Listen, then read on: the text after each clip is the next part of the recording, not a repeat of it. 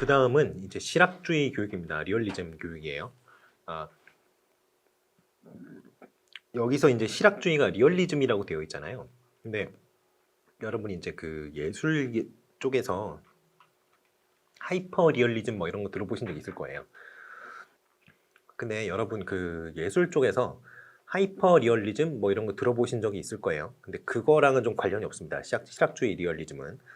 아무튼 그래요. 그래서 일본의 그 17세기의 시대적 배경 뭐 이런 거 있잖아요. 이런 것들은 그냥 쭉 읽어보시면 되는 내용들이에요.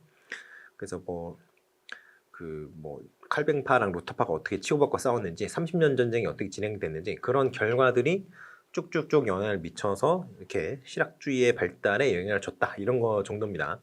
그리고 여기 보시면 경험론이랑 합리론의 어떤 그 발달 이런 게 나와요. 이게 영국 철학과 대륙 철학 이렇게 많이들 얘기를 하거든요. 그래서 영국 철학 같은 경우에는 이 경험론 같은 경우에는 이제 영국에서 발달을 했기 때문에 영국 철학이라고 하고요.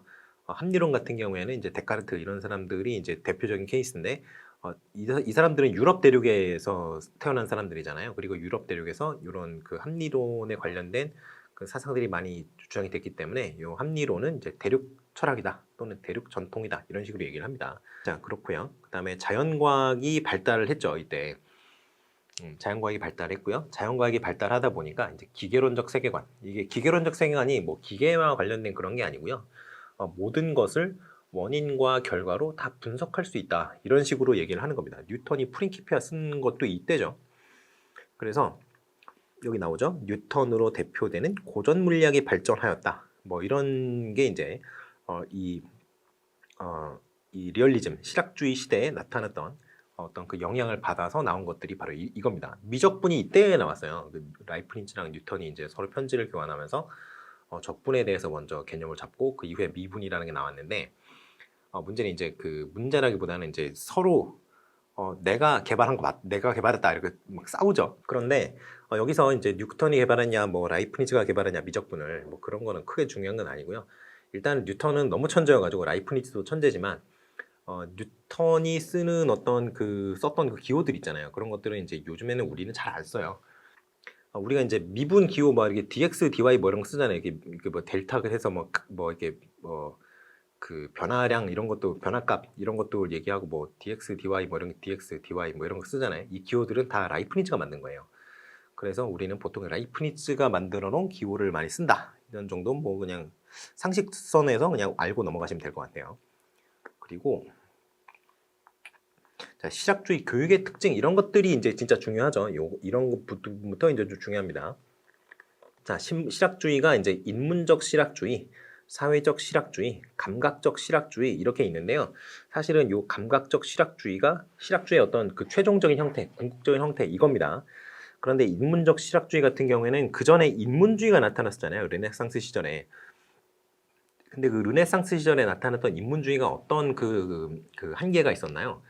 그 형식주의, 키케르주의에 빠져서 결과적으로는 수단이 되어야 되는 언어가 그 자체로 목적이 되고 그런 다른 것들에 대한 어떤 그 고려라든가 그 다른 영역에 대한 어떤 교육이라든가 뭐 연구, 탐구 이런 것들은 무시되는 그런 한계가 있었잖아요. 근데 그거랑 달리 그런 어떤 인문주의적 뭐 고대 그리스 로마 시절의 어떤 저작이라든가 이런 것들에서 필요한 것들 있잖아요. 그 실제로 이제 우리 생활에 필요한 그런 실용적인 측면, 그 실질적인 측면 이런 것들만 갖고 와서 우리가 이제 좀 써먹는 게 올바른 것이 아니냐라는 그런 얘기가 나왔던 게 바로 이 인문적 실학주의입니다. 그래서 인문적 실학주의는 그런 인문주의 서적, 과거에 어떤 있었던 그런 서적들이나 지식들 이런 거 다 좋은데 그거를 실용적으로 어떻게 써먹을 거냐에 좀 초점을 맞추는 그런 사고 방식이라고 할 수 있겠습니다. 자, 사회적 실학주의는 사회생활의 경험을 주요 교육 내용으로 강조를 합니다. 그러니까 사회에 진출했을 때 사람이 교육이 되고 나이를 먹고 이제 사회에 진출할 나이가 될 거 아니에요. 어릴 때는 그냥 동네 애들이랑 놀겠지만 사회에 진출했을 때 어떻게 행동을 해야 되는지 그런 것들, 어떠한 지식이 필요하고 어떠한 기술이 필요하고 이런 것들이 딱 이제 있을 거 아니에요. 뭐 일반적인 이제 경우에 그런 것들이 좀 중요한 게 아니냐. 그러니까 신사가 어떻게 될 수 있는가 이거에 초점을 맞추는 그런 사고 방식이라고 할 수 있겠습니다. 그다음 감각적 실학주의 이거는요. 감각적 직관을 통한 어떤 교육 이걸 굉장히 중요시합니다. 그래서 이런 것들이 이제 감각적 실학주의가 실학주의의 어떤 궁극적인 형태다 이렇게 생각하시면 되겠어요. 자, 그다음에 코메니우스가 나왔는데요. 범지학이라 그래서 모든 것을 우리가 범용성이 높다 이런 얘기 하죠. 그때 그 범이 바로 이 범입니다. 널리 안다라는 거예요. 널리 안다는 거예요. 다 안다는 거죠. 그래서 이제 백과전서파라 그래가지고 모든 것을 백과사전이 이제 모든 것을 이제 실어놓은 책이잖아요. 그런 의미에서 그 백과전서파도 딱 그겁니다. 모든 것을 다 교육을 하는 그런 건데요. 이게 이제 범지학 이런 것들과 이제 같이 맥락을 하는 겁니다. 그래서 범교육은 이렇게 모든 것을 가르친다는 의미에서 이제 교육인데, 근데 생각을 해보시면 여러분들도 모든 것을 알 수가 있는 게 아니잖아요. 여러분이 뭐 다들 능력이 뛰어나시겠지만 여러분이 모든 전공에 있는 모든 내용을 알 수 있는 게 아니고 저도 그렇고요. 여러분도 그렇고요. 어떤 사람도 그런 건 불가능해요. 그러니까 결국에는 그 이 코메니우스가 얘기했던 어떤 범교육 이런 것들은 실현 불가능하다는 한계에 부딪히게 되죠. 그러다 보니까 그 교육을 어떻게 좀 쉽게 할 것인가라는 고민을 막 하게 됩니다. 그래서 이 대교 수학 그리고 세계 도회 이런 것들을 이제 만들어내게 되는데 이런 교재를 만들어내게 되는데 이게 어떻게 생겼냐면 이게 라틴어 교재예요. 라틴어 교재입니다. 라틴어 교재인데 그 라틴어 단어가 이렇게 있을 거 아니에요. 단어에 대한 사파가 실려 있어요. 그래서 그림 보고 단어를 매칭시킬 수 있도록 그렇게 구성이 되어 있는 그런 책입니다. 아무튼 뭐 그렇습니다. 우리나라에 이제 권근이라는 그 선비가 쓴 그 입학도설이라는 책이 있는데 이것도 사파가 들어있거든요. 근데 아쉽게도 세계 최초의 어떤 사파가 들어간 교재로는 인정을 받지 못하고 있어요. 그래서 코메니우스의 범지학은 무엇을 목적으로 하느냐가 이제 좀 중요하겠죠. 그래서 코메니우스는 신과 더불어서 영원한 행복을 누릴 수 있는 인간. 이게 결국 뭐예요? 천국 갈 수 있는 인간이잖아요. 천국에서 신과 행복할 수 있으니까. 그러니까 그런 인간을 길러내는 것이 목적이에요. 그러다 보니까 어떤 종교적인 어떤 특색이 많이 가미가 되어 있습니다. 그의 교육에는. 그래서 지식과 도덕, 종교 이 모두가 다 중요하다라고 얘기하는 게 이제 코메니우스 범지학의 어떤 특징이에요.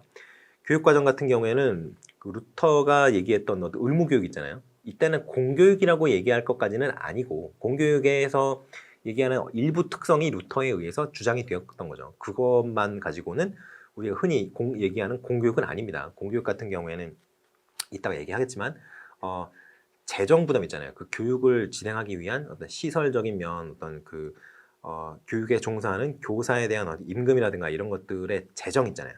재정을 국가가 부담을 해야 돼요. 그리고 교육 과정도 국가가 책임져야 되고요. 그런 어떤 부가적인 특성이 있어요. 여기서는 공교육적인 특성이 있다는 것까지만 마르틴 루터가 얘기했던 그 교육의 어떤 개념이에요. 그러다 보니까 의무교육 사상이다라고까지만 얘기하시면 될 것 같습니다. 모든 사람이 교육을 반드시 받아야 천국에 갈 수 있다고 얘기했던 거니까요. 자, 그래서 마르틴 루터의 의무교육 사상을 발전시켜서 모든 사람에게 교육이 개방되어야 된다 이렇게 주장을 했다는 거예요. 자, 그렇게 주장을 하면서 그리고 백과전서식 교육과정을 제안했다 이렇게 얘기하시면 될 것 같습니다. 교육 방법은 합자안의 원리고요. 그리고 이제 그 세계도회라든가 그 여기 위에 대교 수학 이런 거 있죠. 그런 사파가 들어가 있는 교재들을 사용을 해서 교육을 했다 이렇게 생각하시면 되겠습니다. 학교 단계로는 4단계까지 나눠요. 1기가 어머니 무릎학교, 그 다음에 모국어학교, 라틴어 학교, 대학 이렇게 나뉘는데요. 사실 생각해보면 우리나라 이게 24년간 이루어지는 거잖아요. 그래서 태어나자마자 몇 살까지, 12살까지, 18세까지, 24세까지 이렇게 나누는데 사실 우리나라에서도 뭐 졸업하는 나이 생각해보면 뭐 큰 차이는 안 나죠. 맨 처음에도 24년이라 그래서 왜 이렇게 길어라고 생각을 했는데 졸업하는 나이, 마지막에 대학교를 졸업하는 나이를 생각을 해보니까 뭐 그렇게까지 뭐 차이가 나진 않더라고요. 한두 살 정도 차이가 나지. 그렇다라고 생각하시면 될 것 같습니다. 교육사적 의의 이게 중요합니다. 자, 합자연의 원리. 이 합자연의 원리가 나중에 이런 사람들 루소, 페스탈로치가 우리가 교성이라고 얘기하는 그 사람이잖아요. 어떤 그 우리가 베토벤을 악성이라고 하듯이 이 사람도 교육에 있어서 성자 같은 그런 사람입니다. 페스탈로치, 듀이 이런 사람들한테 영향을 줬어요. 그리고 의무교육 사상, 이거는 마르틴 루터가 얘기했던 의무교육 사상을 이어받아서 더 확장시켜서 제시를 했다는 데서 의미가 있는 거고요. 그리고 이게 또 중요합니다. 남녀 간 교육기회 균등. 요거는 사실 마르틴 루터도 주장을 했던 거예요. 여자라고 교육을 안 해서는 안 되는 거죠. 왜냐하면 모든 사람이 성서를 직접 읽고 신과 교통을 해야 천국에 입장할 수 있는 거니까요. 그래서 모든 사람이 여자도 뭐 상관없다라고 얘기했던 게 이제 루터가 얘기했던 건데 그거랑 똑같습니다. 이것도 남녀 간 교육 기회가 균등하게 배분되어야 된다라고 얘기했던 게 이제 코메니우스의 어떤 특징이 있었죠. 자, 로크 볼게요. 로크가 그 영국의 어떤 경험주의 철학의 어떤 대부 중에 한 명이었죠. 그리고 민주주의 어떤 그 사상을 퍼뜨린 그런 선구자적인 사람입니다. 자, 여기서 뭐 이런 저술을 남겼다 이렇게 얘기를 하고요. 로크는 여러분 타블라라사, 백지설 이걸로 굉장히 유명하죠. 그래서 로크가 보는 인간은 백지와 같은 상태로 태어난다고 생각을 해요. 근데 여러분 노트를 피시면 이렇게 연습장이나 노트 피시면 이제 백지가 있잖아요. 아무것도 적혀져 있지 않아요. 색깔이 하얗다는 게 아니라 제 거는 노란데요 종이가 뭐 이렇게 생각하지만 이렇게 얘기하지 마시고 아무것도 적혀져 있지 않으니까 백지라고 하는 거잖아요. 그런데 백지가 있으면 거기에 여러분이 뭐 쓸 수가 있죠. 필기구만 있으면 그게 가능하다는 거는 결국에는 뭔가를 교육해서 종이에 써놓듯이 뭔가를 교육하면 써놓은 내용에 의해서 그 사람이 규정이 된다라고 생각을 해요. 그래서 이 사람은 그래서 인간의 지식은 경험을 통해서 얻어진다. 그러니까 이제 경험주의 철학의 어떤 대부라고 얘기하는 거죠. 경험을 굉장히 중요시합니다. 그리고 이때 감각 경험을 통해 얻은 자료, 이 경험 여기도 나왔죠. 경험을 통해서 맨 처음에 데이터를 얻어요. 어떤 자료를 획득을 합니다. 그리고 그것을 그냥 천에 놔두는 게 아니고 그것에 대해서 막 고찰과 사고와 여러 가지 이제 연구라든가 이런 그 의식적인 어떤 인지적 과정을 거치면 이게 내적 성찰인데요. 그걸 내적 성찰이라고 하는데 그 과정을 거쳐서 내 지식으로 획득할 수 있게 된다라고 얘기를 합니다. 이게 나중에 루소가 아니라 칸트도 비슷한 얘기를 하죠. 그리고 능력 심리학, 이게 좀 많이 강조를 할 거예요. 로크에 대해서 얘기를 할 때는 능력 심리학 같은 경우에는 인간이 갖고 있는 능력 있잖아요. 일반적인 능력이라고 하는데 그 능력이 일반적인 능력이라고 얘기를 하는 건데 그 능력이 몇 개의 세부적인 능력의 합이다라고 얘기를 합니다. 그래서 그 세부적인 능력 있잖아요. 그거를 이 부소 능력이라고 얘기를 해요. 그래서 이 부소 능력에는 뭐 지각, 추리, 상상 뭐 이런 것들이 들어갑니다. 그래서 이러한 능력은 지각의 대상, 기억의 내용, 상상의 세계, 추리의 소재 이런 것들과는 구별이 돼요. 작용이니까요. 작용이니까 심리적 작용이기 때문에 심리적 과정이라고 얘기하는 겁니다. 자, 형식도 해설이 이제 인간의 여러분 심근이라는 단어를 들어보신 적이 있는 분이 있을 겁니다. 심근이 뭐냐면 마음의 근육이에요. 보세요. 이겁니다. 그래서 이 심근이라는 거는 우리가 이제 번역을 할 때 이렇게 쓰는 건데요. 인간의 마음, 인간이 갖고 있는 어떤 능력 이런 것들은 근육과도 같은 특성을 갖고 있다라고 얘기를 하는 거예요. 그래서 근육은 이렇게 막 우리가 단련을 하면 이렇게 알통이 커지고 근육이 커지고 막 이러잖아요. 그러니까 이 형식도 해설에서도 그러한 능력을 자꾸 쓰면 어떻다고 얘기를 하겠어요. 그 능력이 향상된다라고 얘기를 하겠죠. 그러니까 여기 훈련을 통해서 도야할 수 있다라고 얘기를 합니다. 도야가 좀 생소한 단어일 수 있는데 도야는 뭐 증진시킨다, 뭐 향상시키다 이런 뜻으로 생각하시면 됩니다. 자, 그래서 각각의 심리적 형식 여기서 보시면 그 이 부소 능력이 심리적 형식이라고 얘기를 했잖아요. 이 각각의 심리적 형식을 단련시킬 때 제일 적합한 그런 교과가 있다라고 얘기하는 겁니다. 그래서 이렇게 이런 주장을 했었고요. 그리고 타블라라사 아까 백지설 얘기했죠. 백지에는 종이를 써놓는 대로 사람이 만들어진다 그랬어요. 그러면 교육 만능설과도 연관이 됩니다. 왜냐하면 여기에 어떤 내용을 써놓느냐에 따라서 그 사람이 바뀌니까. 그래서 이러한 어떤 특성을 가진다. 이 로크의 주장이 생각을 하시면 되겠어요. 자, 이렇게 교육관 보시면 교육 목적이 이렇게 나옵니다. 체육, 덕육, 지육 요 세 가지를 다 갖춰야 되고요. 이 세 가지를 다 갖춘 사람이 사회적 유용성을 갖추게 되는 거고 이러한 사람을 뭐라고 부른다? 신사라고 부른다. 그렇게 생각하시면 되겠습니다. 그래서 체육, 덕육, 지육을 다 가르쳐야 된다며요. 그러니까 여기 이렇게 되는 거예요. 덕성, 지혜, 품위 이런 것들이 되고요. 그리고 요 세 가지를 다 가지고 있으면 올바른 정신의 소유자로 볼 수 있는 거고요. 그러한 사람한테 비로소 도움이 되는 것이 이 정보, 학식이 되는 겁니다. 이런 도덕적으로 좀 비난을 받을 만한 사람, 인간이 아직 안 된 사람, 덜 된 사람은 뭘 많이 알아봐야 의미가 없다는 거예요. 그러한 교육관을 가지고 있었습니다. 로크는. 자, 교육 내용은 여기 말했던 체육, 덕육, 지육 이런 거고요. 조금 지저분하니까 지육가요? 네, 지우고 합시다. 자, 그리고 이제 건강한 신체, 건강한 정신이 깃든다. 뭐 사운드 마인드, 사운드 바디, 사운드 바디, 사운드 마인드 뭐 이런 거죠. 그리고 이제 의지를 단련을 하고요. 그리고 탐구심, 사고력, 지식 이런 것들이 이제 지육에 해당된다.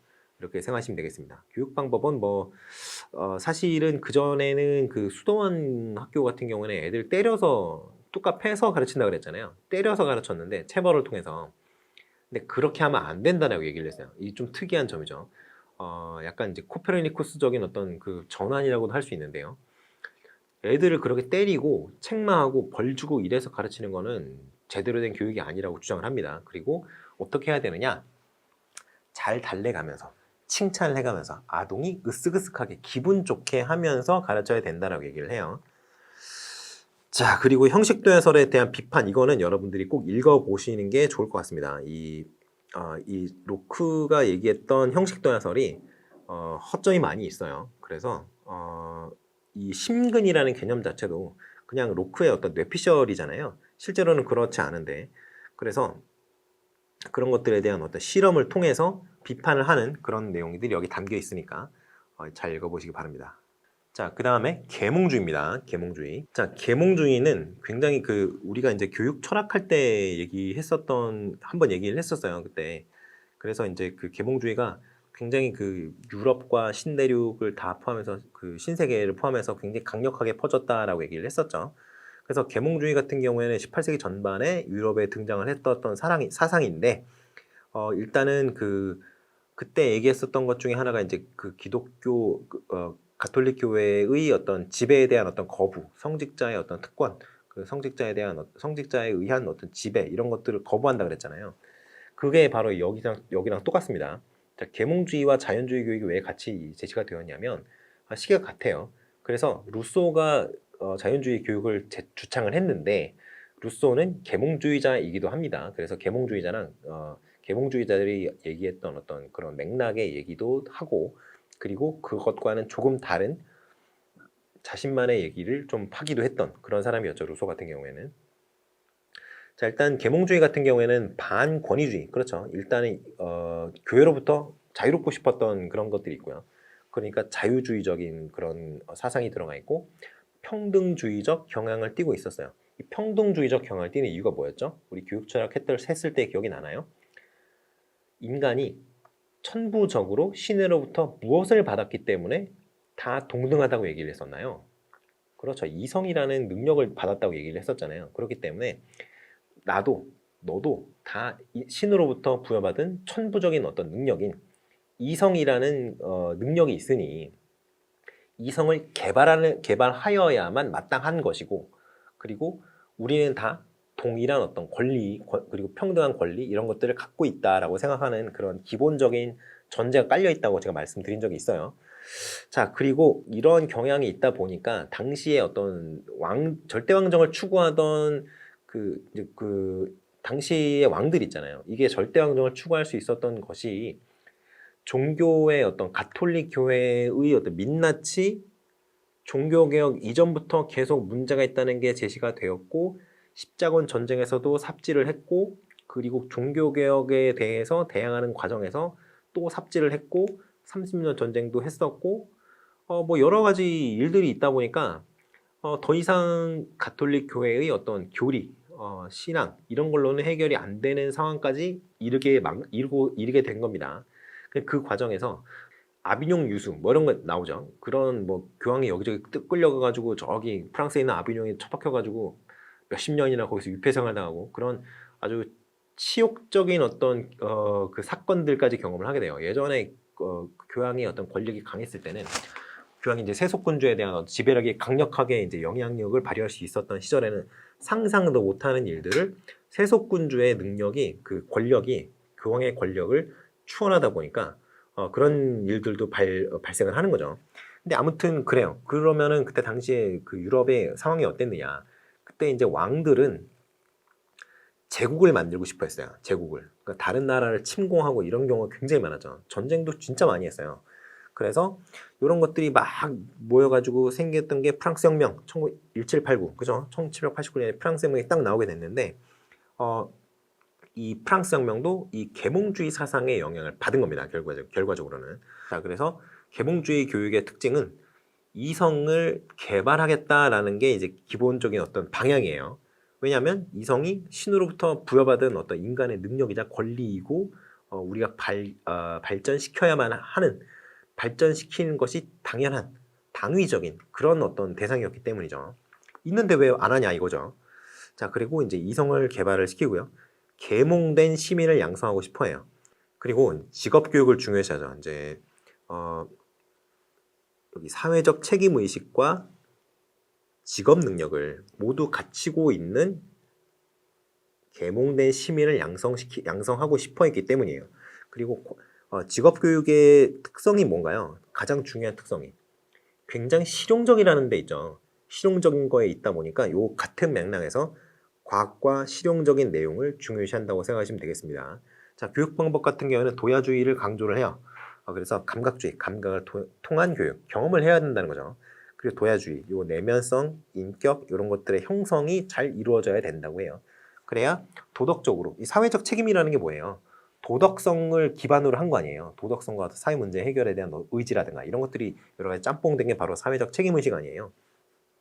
그래서 내면성의 형성을 굉장히 강조합니다. 그래서 단지 많은 것들을 아는 게 중요한 게 아니라 도덕성, 이런 것들 그리고 이제 어떤 의지라든가 이런 것들까지도 잘 교육이 되어야 된다라고 얘기했던 게 계몽주의 교육이에요. 자, 그러면 루소의 자연주의 교육 사상을 한번 얘기를 해볼게요. 루소는 굉장한 어떤 천재 중에 하나인데요.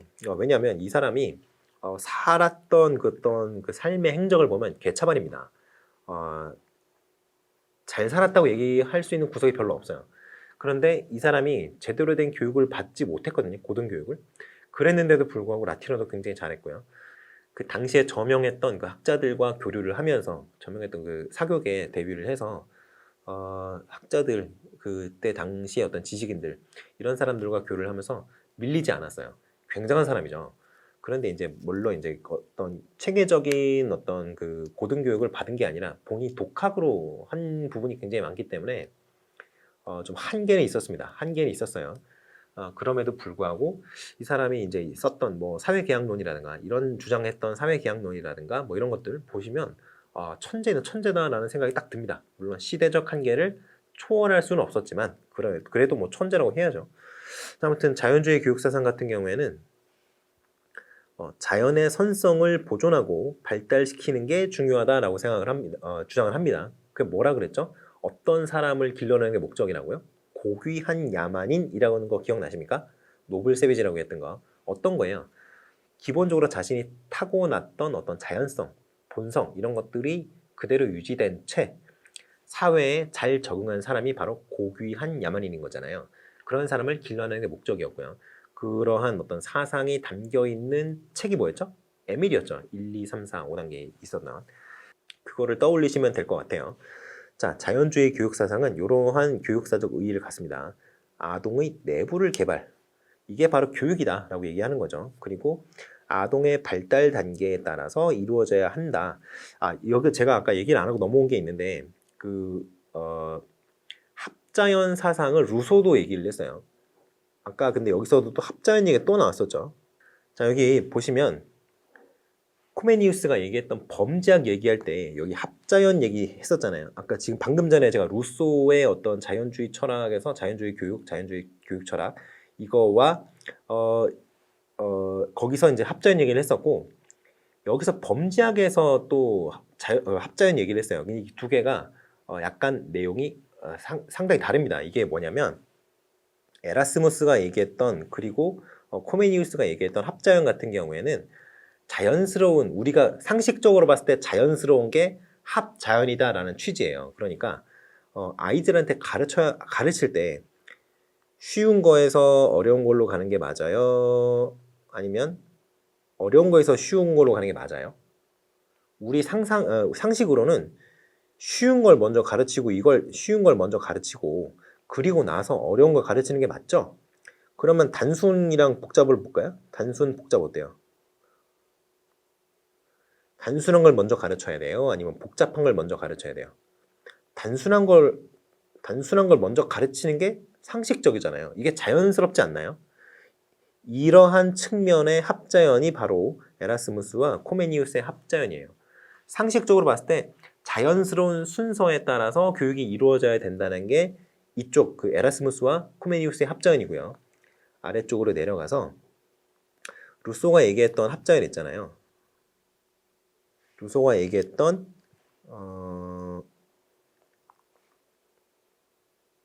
합자연. 이게 바로 루소가 얘기했던 합자연이에요. 이거는 어떠한 차이가 있느냐면 이거는 발달 단계가 이미 태어날 때 결정이 되어 있는 상태로 태어나요. 루소가 얘기했을 때는. 그래서 나이를 딱딱 나눠가지고 그 나이에 맞는 어떤 연령에 맞는 교육을 해야 된다라고 에밀에서 주장했던 게 바로 이것 때문입니다. 그래서 루소가 여기서 얘기하는 합자연이라는 거는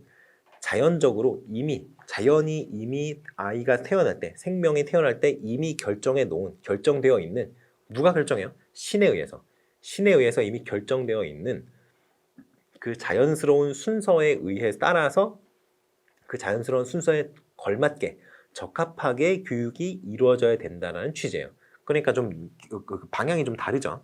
그런 차이가 있다는 거 좀 여러분이 주의를 하셔야 됩니다.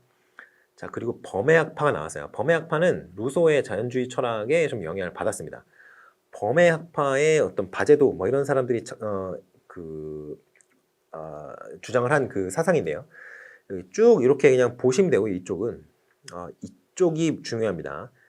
평화롭고 행복한 생활을 하는 시민을 길러내는 게 목적이에요. 자, 여기서 평화롭고 행복하다라는 얘기가 뭐냐면 일단 룰을 잘 지킨다는 얘기예요. 다른 사람이랑 뭐 막 술 먹고 싸우고 막 이러고 막 난동 부리지 않고 그런 거 없이 규칙 잘 지키고 이웃 사람들이랑 화목하게 그게 바로 이 평화롭고 행복한 평화롭고라는 표현이에요. 그리고 평화 이거고요. 행복하다라는 거잖아요. 행복하다. 이거는 루소가 얘기했던 고귀한 야만인에서 얘기했던 그 본성 있잖아요. 그 본성이 잘 유지가 되면 그것이 행복한 것이다 라고 얘기를 해서 규칙을 잘 지키면서 본성을 지키는 결국에는 그거죠. 똑같죠. 그 고귀한 야만인이랑 똑같은 거예요. 규칙을 잘 지킨다는 게 뭐예요? 사회에 적응을 잘하고 있다는 거잖아요. 그래서 이 평화롭고 행복한 생활을 하는 시민의 양성 결과적으로 내용은 고귀한 야만인과 크게 다르지 않다. 큰 틀에서 그렇다는 얘기예요. 자, 그래서 이렇게 생각을 하시면 되고요. 자, 그리고 교육 방법이 중요하겠죠. 관찰, 실험 이런 것들을 중요시하고요. 직관의 원리도 중요시합니다. 직관의 원리는 우리가 흔히 얘기하는 그 경험 있잖아요. 경험을 중요시하는 그것과 유사한 개념이라고 생각하시면 돼요. 왜냐하면 직관이라는 게 생기려면 뭔가를 봐야 그걸 대상을 봐야지 관찰을 해야지 얻을 수 있는 거 아니에요. 우리가 뭔가 대상을 새로 처음 보는 대상을 봤더라도 뭔가 뾰로롱 하고 오는 게 있지 않나요? 그게 오는 때가 있잖아요. 항상 그런 건 아니더라도 그게 바로 이 직관이라는 겁니다. 그 직관을 좀 중요시하고요. 기숙사 생활을 중요시해요. 기숙사 생활을. 왜 그러냐? 여기 보시면 시민적 자질 함양을 더 중요시했다 그랬잖아요. 고귀한 야만인은 좋은데 고귀한 야만인에서 그 고귀한 그 부분 있죠. 그 부분이 더 중요하다는 거예요. 그 부분이 사회에 적응하는 그 능력이 있잖아요. 사회에 적응하는 능력 또는 사회에 대한 어떤 적응 정도 이게 더 중요하다는 거잖아요. 어떻게 배우겠어요? 사회에 대한 적응력 이런 걸 배우려면 어떻게 해야 되겠어요? 좁은 공간에 밀어놓고 다른 사람들이랑 계속 같이 있게 하면은 이제 룰을 지키는 방법을 익힐 수 있을 거 아니에요. 그래서 기숙사를 강조하는 거예요. 기숙사에서 같이 단체 생활을 하면은 사회생활에서 어떻게 룰을 지켜야 되는지에 대해서 학습을 할 수 있겠다라는 그 어떤 그 생각에서 이런 얘기인 거죠. 근데 문제는 기숙사 생활하는 거 좋은데 사회에서 어떻게 행동을 해야 되고 룰을 어떻게 지켜야 되고 다 좋은데 문제는 아이들을 너무 감시를 한다 이런 비판을 받는다는 거죠. 자, 그렇게 생각하시면 되겠어요. 자, 19세기 신인문주의 교육으로 넘어갈게요. 자, 신인문주의 넘어갑시다. 신인문주의는 지금 우리가 여기 지금 계몽주의 얘기를 했잖아요. 계몽주의가 어떤 특성을 갖고 있었죠? 무엇을 중요시한다고 얘기를 했었나요? 기본적으로 사람이 갖고 있는 그리고 신에 의해 주어진 무엇을 중요시한다고요? 이성을 중요시한다 그랬죠. 그리고 이성을 중요시하는 게 이성이 그냥 중요하다 이러고 끝난 게 아니고 뭘 하는 걸 중요시한다 그랬을까요? 이성을 개발하는 거를 중요시한다 그랬습니다. 왜냐하면 타고났으니까 왜 있는 걸 안 써먹느냐 이런 차원이라고 얘기를 했었죠. 그러다 보니까 이성중심주의, 주지주의 이런 관점들이 굉장히 많이 포함이 되어 있어요. 계몽주의에는. 근데 그렇게 하는 것이 과연 타당한가라는 생각에서 출발했던 거죠. 자, 보세요. 그 전에 인문주의 있었죠. 그 다음에 계몽주의가 나왔어요. 다시 인문주의로 돌아간 겁니다. 그래서 여기서 계몽주의가 인문주의를 비판하면서 등장을 했던 거고요. 여기 새로이 등장한 인문주의는 계몽주의를 비판하면서 등장을 했겠죠. 근데 그 전에 인문주의가 있었잖아요. 여기 인문주의가 이 인문주의를 알고 있겠죠. 과거에 등장을 했었던 거니까. 그러니까 인문주의 그대로 갖고 온 게 아니고 인문주의가 이 처음에 있었던 맨 처음에 나타나는 그 인문주의의 어떤 한계를 극복한 상태로 새로운 형태의 인문주의가 탄생을 하게 된 거죠. 그래서 신인문주의라고 하는 겁니다. 그래서 이제 감성, 감각, 직관 이런 거 중요시해요. 낭만주의, 그 계몽주의 같은 경우에는 감각, 뭐 감성 이런 거 별로 중요시하지 않았죠. 뭐가 중요시하다 그랬어요? 이성이 중요시하다 그랬잖아요. 그런데 신인문주의 같은 경우에는 굉장히 낭만주의적 어떤 특색을 조금씩 갖고 있어요. 꽤 많이 갖고 있어요. 그래서 감성이라든가 감각이라든가 직관이라든가 이런 걸 중요시했다는 것이죠. 자, 보시면 여기 인성과 감성의 조화 뭐 이런 것들도 얘기가 나오고요. 그리고 이성 중심주의에 반대하고요. 그리고 실학주의의 공리성도 비판하고요. 이런 어떤 그 감성적 심미적 태도의 탐구 뭐 이런 것들이 신인문주의 특성이라고 하겠습니다. 결과적으로 이거 다 잘못되었고 그 전에 했던 거 이거 좋은데 이건 안 돼. 그러니까 이런 것들을 좀 짬뽕을 해서 만들어 보자라고 해서 나온 게 신인문주의라고 생각하시면 되겠습니다. 물론 신인문주의라는 어떤 사상을 만든 건 아니고요. 당시에 어떤 사상적인 그때 그 학자들이나 유명한 인플루언서라고 해야 되나요? 그런 사람들, 학계나 어떤 뭐 사회 전반적으로 영향력이 있었던 사람들이 주장했던 어떤 사상들의 공통적인 특성을 뽑아 보니까 이렇더라라고 얘기를 하는 것이지 이 신인문주의라는 뭐 철학이 따로 있고 이랬던 건 아니에요. 당시 어떤 경향성을 쭉 모아서 이름을 딱 붙여놓은 게 그냥 신인문주의다라는 겁니다. 자, 보시면 이성 개발에만 치중한 계몽주의 교육을 비판하죠. 왜냐하면 계몽주의를 애초에 비판하면서 등장을 했잖아요. 근데 계몽주의가 이성만 이렇게 계속 강조를 하고 있었으니까 그걸 비판하는 건 당연하겠죠. 그 내면적 힘의 도야 이게 그냥 결국에는 그 여러 가지 도덕성이라든가 뭐 덕성 이라고 얘기도 하겠죠. 덕성이라든가 뭐 어떤 인간으로서의 어떤 완성이라든가 뭐 자유인으로서의 어떤 그 여러 가지 그 특성들 막 이런 것들이 있잖아요. 그런 것들을 좀 강조를 하는 거예요. 내면적 힘 그런 것이 모두 다 내면적 힘이라는 단어에는 그런 것들이 다 포함되는 겁니다. 이성적인 능력도 들어가고요, 도덕성도 들어가고요, 신체 발달, 뭐 지육, 체육, 덕육 이거 얘기했었죠. 지육, 덕육, 체육 이런 얘기했었죠. 코메니우스 얘기하면서 그것들이 바로 이 내면적 힘과 같은 것이다라고 생각하시면 되겠습니다. 자, 일반도야의 원리. 일반도야는 그냥 일반적으로 다 두루두루 둬야 한다라는 거예요. 그러니까 다 교육하겠다라는 거죠. 직업교육을 등한시한다는 비판이 있다. 그러니까 이게 문제가 되는 게 뭐냐면 인문주의 같은 사상들이 문제가 되는 게 뭐냐면 이렇게 자유인 그런 어떤 신사 이런 사람들 있잖아요. 이런 어떤 전인으로서의 모습을 강조하게 되다 보면은 보통 진짜 써먹어야 할 때 써먹을 수 있는 그런 어떤 실용적인 기술이라든가 그런 것들에 대해서 좀 소홀해 줄 수밖에 없어요. 여러분 순수 학문을 하는 사람이랑 응용 학문을 하는 사람들이랑 어느 정도 교점은 있지만 그 순수 학문하는 사람들과 응용 학문하는 사람들이 좀 스탠스가 다르잖아요. 그리고 순수 학문 쪽을 하는 사람들은 그냥 그 어떤 지식 자체에 대한 탐구를 하는 사람들이고 응용 학문을 하는 사람들은 그 순수 학문을 통해서 어떤 정립이 되어 있는 이론들을 실제 어플라이하는 거다 보니까 좀 이렇게 약간씩 달라지죠. 그래서 그 여기서 이제 직업 교육이라고 하는 거는 그런 어떤 응용 학문적인 얘기를 한다고 생각하시면 되겠습니다. 결과적으로 그래 너 수학 뭐 다 좋아 뭐 순수 학문 하는 거 좋은데 그래서 뭐 어쩌라는 거야 이렇게 나온다는 거죠.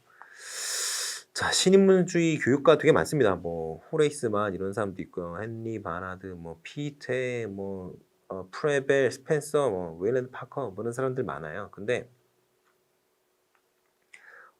이 학자들을 뭐 굳이 여러분이 기억하실 필요는 없고 앞에 얘기했던 지, 정, 의 이런 모든 영역에서 교육이 다 이루어져야 된다라고 주장을 한다라는 것 정도 이해를 하시고 암기를 하시면 되겠습니다. 신인문주의 교육사상가 중에 제일 유명한 원탑은 페스탈로치입니다. 페스탈로치 여기 아까 제가 뭐라 그랬어요? 교성이라고 얘기했죠. 교육이라는 영역에 있어서 성인이라는 뜻이에요. 진짜 성자, 성인 이런 사람이라는 것이죠. 근데 이 생애를 보시면 진짜 와 성자가 이 왜 교성이라는 얘기가 붙었는지 알 것 같다라는 반응이 저절로 나오실 겁니다. 굉장히 어렵게 살았거든요. 어렸을 때 집이 찢어지게 가난했는데도 불구하고 그 어떤 어머니가 베푸는 모습 이런 걸 보고 굉장히 인성교육을 아주 잘 받았어요. 저도 사실은 기부라는 게 쉽지가 않은데 저는 이렇게 페스탈로치처럼 뭐 가난하거나 찢어지게 가난하거나 이 정도는 아니거든요. 그런데도 불구하고 기부가 쉽지 않아요. 물론 여러 가지 뭐 이유가 있죠. 뭐 기부단체 그런 시민단체 이런 데들이 너무 그 기부금의 어떤 사용 용처 이런 거를 밝히지 않고 지네끼리 돈잔치를 자꾸 하니까 믿을 수 없기 때문에 기부를 못하는 것도 있지만 그것을 제외하고서라도 저 자체도 좀 메말라 있는 것 같아요. 사실 기부라는 것에 대해서. 근데 이렇게 대단한 분들 같은 경우에는 페스탈로치도 대단하지만 페스탈로치의 어머니도 정말 대단한 분이죠. 이렇게 어려운 상황에서도 기부를 한다는 게 너무 대단하지 않나요? 자, 아무튼 그렇게 해서 자라났고 그리고 어린아이에 대한 어떤 유아 그리고 어린이에 대한 어떤 그 교육에 진짜 진심으로 평생을 바쳤던 분이에요. 그래서 마지막 죽을 때도 애들이 너무 슬퍼했어요.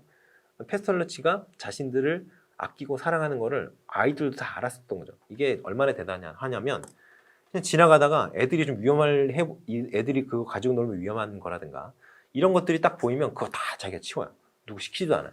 그러니까 이게 얼마나 대단한 사람인 건지 정말 놀랍다라는 생각밖에 할 수 없는데 자 아무튼 그렇고요.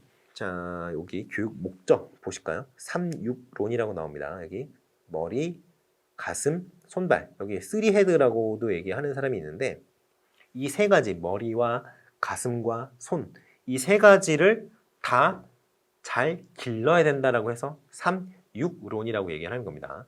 이 세 가지를 모두 다 교육을 해야 된다라고 얘기하는 어떤 전인교육론이라고 할 수 있겠어요. 자, 그래서 머리 같은 경우는 이성과 관련이 있을 거 아니에요. 그래서 지육이랑 관련이 있습니다. 지식을 길러준다는 거죠. 가슴은 정의적인 영역과 관련이 있겠죠. 그러니까 덕과 관련이 있겠습니다. 그리고 손발은 실제로 몸을 움직여서 하는 그런 어떤 교육들 여러 가지 내용들 여러 가지가 있죠. 그게 바로 이 체육이라는 거예요. 자, 그래서 교육이라는 게 심기체라고 하자. 우리 뭐 고종 황제였나요? 거기서 이제 심기체 얘기하고 이러지 않았나? 그래서 그런 것들이 다 조화롭게 교육이 되어야 된다라고 하는 게 바로 이 페스탈로치의 어떤 주장이었던 거예요. 자, 삼육론 그래서 전인교육 같은 성격이고요. 그러한 심기체, 그 머리, 가슴, 손발 이것들이 다 조화롭게 교육이 된 사람들은 사회의 어떤 역군이 될 수 있다라고 주장을 합니다. 그러니까 좀 돌아서 가는 거지만 아무튼 사회 개혁적 성격을 띠기도 해요. 완성된 사람, 그 우리가 이제 존경할 수 있을 만큼 완성된 인격을 가진 사람은 사회가 가지고 있는 여러 가지 불합리한 점을 타파하고 개혁하고 할 수 있는 능력이 있는 사람이 아니겠느냐라는 거죠. 그래서 삼육론 같은 경우에는 전인교육적 성격도 띠고 사회개혁론적 성격도 띠는 그런 특성이 있다고 하겠습니다. 여기 보시면 이제 교육 내용으로서 수, 형, 요 세 가지를 얘기를 합니다. 수, 형, 이게 수는 숫자예요, 숫자. 근데 숫자는 뭐랑 관련이 있죠? 산수랑 관련이 있죠. 결국엔 논리적 사고력이랑 관련이 있다는 겁니다. 그리고 직관력, 그리고 공간 감각 능력 이런 것들도 관련이 있다는 거고요. 그리고 뭐 같은 경우에는 우리가 말을 쓰고 단어를 쓰고 읽고 그리고 말하고 듣고 하는 그런 여러 가지 어떤 과정들 있잖아요.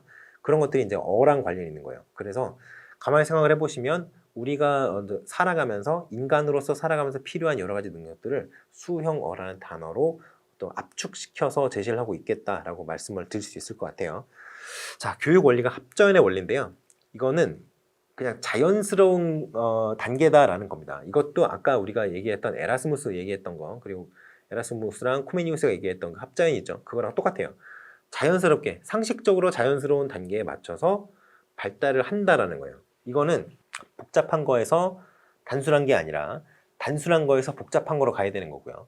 쉬운 거에서 어려운 거로 가야지 어려운 거에서 쉬운 거로 가면 안 되는 거고요. 당연한 얘기라고 할 수 있겠죠. 자, 그래서 자발성의 원리, 직관의 원리, 조화의 원리 이런 원리들은 여러분이 그냥 쭉 다 읽어보시면 됩니다. 근데 여기 노작교육의 원리라는 게 있어요. 이거 그전에 저 대학교 다닐 때 이거 가지고 진짜 웃긴 친구 하나 있었는데 강의를 듣다가 노작교육의 원리 그러니까 직접 일을 시킨다라는 측면에서 이게 아동학대라는 거예요. 미쳐가지고 정신 나갔지 무슨 페스톨레시가 아동학대를 합니까? 근데 그 친구가 농담을 잘하는 친구여가지고 웃고 넘어갔는데 아무튼 이 노작교육은 아이들이 직접 생산 과정, 어떤 작업 과정에 투입이 됨으로써 그 과정에서 얻는 경험이 바로 교육 내용이 된다라는 차원에서 노작교육을 하는 거지. 아이들을 무슨 저 산업혁명기 영국처럼 그 시중에 뭐 그런 거 있지 않나요? 영국에서 나왔던 시중에 침리 스위퍼 이런 거 있지 않아요? 그래서 거기 보시면 아이들이 덩치가 작으니까 굴뚝 연탄, 굴뚝에 이제 그 유럽 가정 같은 경우에 벽난로들이 있잖아요. 벽난로가 그 안에 매연이 낀단 말이에요. 그거를 이렇게 그 청소하는 그런 것들이 나이가 들어서 어른이 되면 덩치가 커지니까 못하고 이제 뭐 10살도 안 되는 그 조그만 아이들이 들어가서 청소를 했다 이런 기록들이 있어요. 그런 것들을 보면은 그 침리 스위퍼라는 게 침리가 그 굴뚝입니다. 굴뚝을 스위핑하는 거죠. 스위프하는 게 뭐예요? 닦는다는 얘기잖아요. 청소한다는 얘기잖아요. 그러니까 그 침리 스위퍼 뭐 이런 그런 느낌의 노작이 아니면 그 작업이 아니에요. 그렇게 생각하시면 안 되고 그냥 이제 자기가 직접 몸을 움직여서 어떤 생산을 해보고 그런 것을 경험을 함으로써 어떤 교육적 효과가 있지 않겠느냐 그런 측면에서 얘기라고 생각하시면 됩니다. 자, 그리고 가정교육의 원리, 일반도의 원리, 요게 가정교육의 원리 같은 경우는 안방교육의 원리 또는 사회의 원리라고도 얘기를 해요. 그리고 일반도야의 원리, 요소화 기호라, 방법의 원리 이런 것들이 있습니다. 그 내용들은 여러분들이 쭉 읽어보시면 돼요. 이거는 내용이 어려운 게 없습니다. 네, 하나하나 설명드리기는 좀 쉽지 않을 것 같아서 여러분들이 그냥 읽어보시는 걸로 하겠습니다.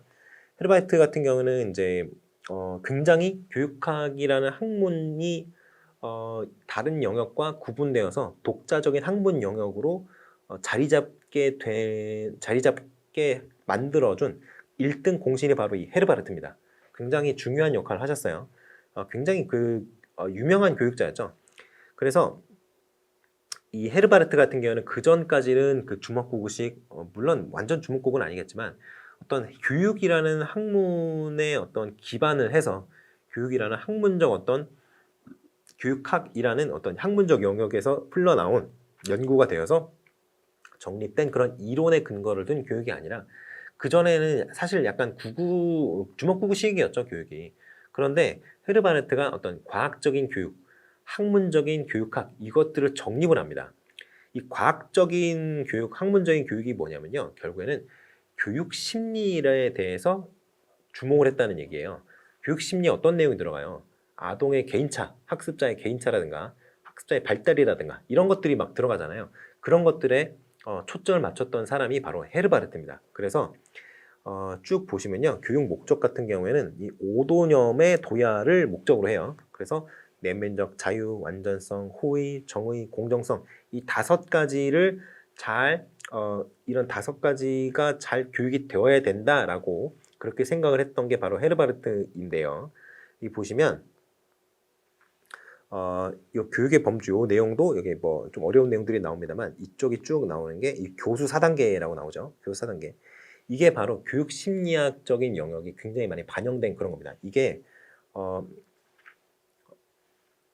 전심과 치사라는 그 단계를 거치는데요. 이 전심이 각각 정적 전심, 동적 전심, 그리고 정적 치사, 동적 치사 그래서 점점 이렇게 발전을 하게 돼요. 그래서 명료, 연합, 체계, 방법. 보시면 명료는 대상을 명확히 함, 공부하는 대상을 명확히 한다는 거죠. 무엇을 공부할 것인지, 무엇을 연구할 것인지 명확하게 하는 게 굉장히 중요하지 않겠어요? 그렇죠. 근데 연합은 이미 공부를 해놓은 게 있을 거 아니에요. 그 개념과 새로이 접한 개념을 어떻게 조화를 시킬 것인가에 대한 어떤 과정이 이루어지는 게 바로 이 연합 단계예요. 그러니까 이제 기존에 갖고 있던 스키마, 그 왁구 그런 것들이 기반이 되어서 새로이 접한 개념을 해석하고 그것을 기존에 가지고 있던 스키마로 해석을 기존에 갖고 있던 스키마로 해석이 되는지 안 되는지 판단을 하고 기존 스키마로 해석이 되면 뭐 포섭을 하면 되는 거고요. 기존 스키마로 해석이 안 되면 기존 스키마를 바꾸거나 무시하거나 이럴 수 있는데 보통은 의미가 있는 걸 가르쳐 주는 거니까 무시를 하면 안 되고 기존 스키마를 변형시켜야겠죠. 그 변형시키는 과정이 학습이잖아요. 그러니까 이게 연합이 그런 단계입니다. 그리고 신구 개념을 계열화하는 단계가 바로 그 스키마의 어떤 구조 변경이라든가 그런 것들이 일어나는 단계고요. 그리고 방법 적용. 이거는 그 정원이 된 거죠. 모든 영역. 일반적으로 그 새로이 형성된 스키마가 여기저기 이제 다 쓰일 수 있는 상태까지 딱 고착화된 단계가 바로 이 방법이에요. 질러랑 라인은 그냥 이 헤르바르트의 추종자니까 그냥 그렇다라고 생각하시면 될 것 같아요. 앞으로 다시 올라가겠습니다. 자, 보시면 자, 헤르바르트가 얘기했던 교육이라는 거는 이거예요. 사고의 범위를 확장하는 과정이 바로 교육이라고 생각을 했습니다. 이 사고의 확장이 뭐냐면 사고의 그 범위를 확장한다는 게 뭐냐면 지식이 체계적으로 내면화되는 과정이 바로 사고의 영역이 확장되는 과정이랑 똑같은 거예요. 자, 지식이 내면화되는 게 뭐냐면 우리가 지금 제가 스키마라는 용어를 가지고 들어와서 아까 그 명료 연합 체계 방법이라는 그 4가지 단계를 설명을 했잖아요. 근데 사실 여기서는 스키마라는 단어는 이제 사실은 뭐 갖다는 썼지만 여기서 나오는 얘기는 아니니까 헷갈리시면 안 되고 일단 스키마라는 게 어떤 거예요? 그 어떤 지식이 구성이 되어 있는 왁구, 틀 이런 거잖아요. 그게 어떻게 구성이 되어 있는지 그 구조화되어 있는 지식이 바로 스키마인 건데 그것들이 갖고 있는 그 틀이 해석할 수 있는 범위가 있잖아요. 그 스키마 안에 포섭이 되어 있는 개념이 제시가 되면 그 개념 스키마로 해석을 할 수 있는 거 거기까지가 이제 범위인 거죠. 근데 새로이 접한 개념 아예 생짜 처음으로 접한 개념이고 기존 스키마로는 해석이 안 돼요. 기존에 갖고 있던 지식으로는 해석이 안 된단 말이에요. 그러면 그것에 대해서는 지금 사고의 범위가 미치지 않는 거죠. 그렇죠. 그런데 그것이 새로이 접한 개념까지도 설명할 수 있을 정도로 구조가 변경이 일어나서 그 새로이 접한 개념을 해석하고 설명할 수 있게 된다면 사고의 영역이 확장이 된 거겠죠. 그런 식으로 생각하시면 되겠습니다. 그래서 사고권이 얼만큼 잘 명료하게 넓게 확장이 되었느냐가 바로 교육의 효율성, 효과성이라는 거예요. 자, 그리고 이제 관리 뭐 이런 거 있고요. 흥미가 좀 중요하다라고 생각을 할 수 있겠습니다. 이게 사고권이 확장되는 내적인 동력으로 봐요. 그래서 다면적 흥미를 양성하는데 초점이 맞춰줘야 되고요. 그리고 이게 바로 이거죠. 그래서 뭐 경험적 흥미, 사변적 흥미, 심리적 흥미, 동정적 흥미, 사교적 흥미, 종교적 흥미 이런 여러 가지 분야의 흥미가 골고루 발달되어야 된다라는 게 헤르바르트의 얘기예요. 자, 훈육인데요. 요거는 그냥 여러분들이 쭉 읽어보시면 되는데 요게 좀 중요합니다. 자, 아이들이 스스로 발전시키는 게 좋아요. 발달시키는 게 좋아요. 자발성을 중시해요. 그런데 가만히 보면은 아이들이 통제가 없으면 지멋대로 한단 말이에요. 그러니까 너무 엇나가는 경우에는 좀 통제를 해줄 필요가 있다라고 얘기를 하는 겁니다. 어떻게 보면 루소가 얘기했던 것들과 굉장히 비슷한데 어, 일반적으로는 이제 루소의 영향을 받았기 때문에 헤르바르트도 그런 비슷한 얘기를 한다고 생각을 할 수가 있겠죠. 자, 표상 심리학으로 넘어가 볼게요. 표상 심리학 같은 경우에는 제가 방금 전에 제가 스키마 얘기를 계속하고 있는데 방금 전부터 스키마 얘기를 계속하고 있는데 결과적으로는 그 우리가 어떤 새로운 대상이라든가 물체라든가 이런 거 보면 어떻게 돼요? 기존에 내가 갖고 있던 스키마로 그걸 해석을 하려고 할 거 아니에요. 근데 그 제가 사고권이라고 얘기하면서 사고권이 뭐라 그랬죠? 사고의 영역이라 그랬죠. 그런데 그 새로이 내가 접한 개념이 기존에 갖고 있던 스키마로 해석이 된다면, 그러니까 사고권 내에 있다면 굉장히 기쁘죠. 그렇잖아요. 그런데 이 사고권 밖에 있는, 한마디로 기존 스키마로 잘 해석이 안 되는 거라면 불쾌감이 일어난다는 거죠. 그래서 이 표상 심리학은 어떠한 것을 설명을 했느냐 하면 사람이 어떤 대상을 새로 보았을 때 그 대상에 대해서 판단하고 분석하고 어떤 그 심리적 과정을 거치는, 그래서 새로이 스키마가 형성되는 그 과정이 어떻게 일어나는지에 대해서 설명한 게 바로 이 표상 심리학입니다. 자, 그래서 여기서 심리적 과정이라고 그랬잖아요. 제가 심리적 과정이 무슨 뜻이냐, 좀 애매한 거 아니냐 이렇게 생각하실 수 있는데, 심리적 과정이 무슨 뜻이냐면 그냥 우리 뇌 속에서, 우리 머릿 속에서 일어나는 여러 가지 어떤 그 사고 과정이라고 보시면 되겠습니다. 이 보시면 새로운 표상은 기존 표상을 통해서 파악이 돼요. 그렇죠? 기존에 갖고 있던 어떤 스키마가 있어야 새로운 것이 뭐 어떻다 이렇게 판단할 수 있을 거 아닙니까? 근데 여기 기존 표상과 새로운 표상이 잘 조화가 된다면, 그러니까 이게 뭐 100% 해석이 된다는 게 아니고요. 기존 표상으로, 기존에 갖고 있던 표상으로 새로이 본 것을 해석할 수 있는 여지가 있다면 쾌감이 일어난다는 거예요. 내가 아는 부분도 있네 이렇게. 그런데 쾌감이 일어나면 새로운 표상에 대한 흥미가 발생한다는 거였어요. 흥미. 그렇죠. 아, 이건까지는 내가 알겠는데 이건 좀 모르겠네. 이건 좀 신기하네. 이렇게 흥미가 일어난다는 거예요. 흥미가 일어나면 어떻게 되죠? 사람이 행동으로 옮기겠죠. 그 행동으로 옮기는 게 이 부분입니다. 욕망이 일어납니다. 욕망. 그것을 더 알고 싶다. 그것을 해석하고 싶다. 그런 욕망이 일어나고요. 그리고 욕망이 일어나면 어때요? 동기화가 된 거잖아요. 학습 의지가 형성이 되는 거죠. 학습 의지가 딱 생성이 되었다면 그 학습이 일어나겠죠. 그래서 기존 표상과 새로운 표상이 완전히 딱 잘 들어맞게 어떤 구조가 새로이 형성이 되어서 새로운 표상이 새로운 표상을 잘 형성이 되었다면, 성공적으로 결합이 되었다면 그것이 바로 통각이라고 얘기를 하는 거예요. 통각. 근데 통각이 뭐라고요? 통각이 곧 학습이다. 통각은 학습이랑 동의어예요. 여기서는. 그렇게 생각을 하시면 되겠습니다. 표상 심리학은. 교수 4단계설은 방금 전에 얘기를 했고요. 그러면 이제 프레벨로 한번 넘어가 보겠습니다.